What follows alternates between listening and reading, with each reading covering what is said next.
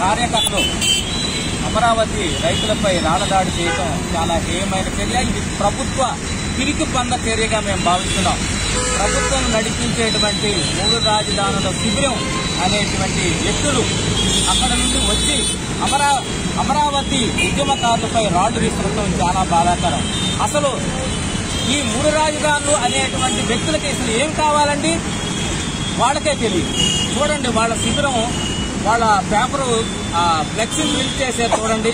అభివృద్ధి వికేంద్రీకరణ 3 ప్రాంతాల అభివృద్ధికి మద్దతుగా. అంటే వీళ్ళకి 3 రాజధానులు కూడా కావాల్సిన పని లేదు.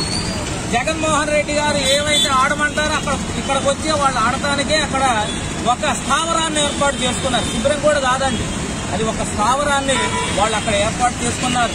అలాగే అమరావతి ప్రాంతంలో 50,000 మందికి ఇళ్ల పట్టాలు కావాలంటున్నారు. అంటే రాష్ట్రంలో ప్రజలకు అవసరం లేదు. వీళ్ళకి కావాల్సింది ఏంటంటే జగన్మోహన్ రెడ్డి గారికి 151 మంది ఎమ్మెల్యేల సపోర్ట్ చాలక కొంతమంది దళిత సంఘాల ముసుగులో ఉన్నటువంటి వ్యక్తులను తీసుకొచ్చి ఒక స్థావరంగా ఏర్పాటు చేసి అమరావతిలో అల్లర్లు సృష్టించడానికి వాళ్ళు చేసే ప్రయత్నంలో భాగంగా నిన్న రాళ్లు విసరడం చాలా బాధాకరం.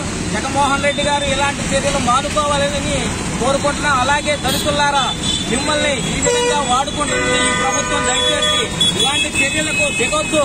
దళితులపై ఉన్నటువంటి విశ్వాసాన్ని, విలువను పోగొట్టొద్దని చెప్పేసి తెలియజేస్తున్నాం. జై భీమ్, జై అమరావతి.